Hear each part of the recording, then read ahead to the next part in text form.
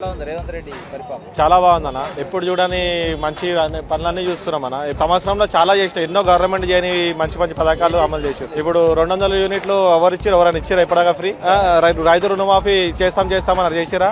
నిరుద్యోగులకు ఉద్యోగాలు కేసీఆర్ ఇస్తా అని చెప్పి ఇయ్యలేడు. కానీ రేవంత్ రెడ్డి గారు ఎన్నో వేల ఉద్యోగాలు ఇచ్చిండు కదా, సంవత్సరం కూడా కాలే.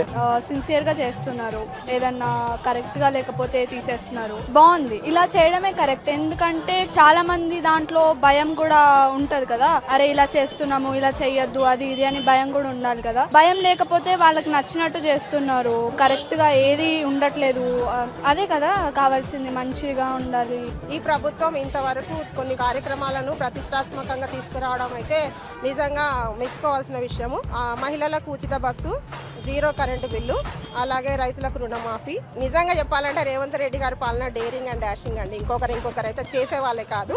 ముందు 10 సంవత్సరాల పాలన కంటే ఈ 1 ఇయర్ పాలన 10 సంవత్సరాలతో సమానమైంది. 1 ఇయర్ 10 ఇయర్స్ పాలనకి 1 ఇయర్ కి నిరూపించిండు రేవంత్ అన్న.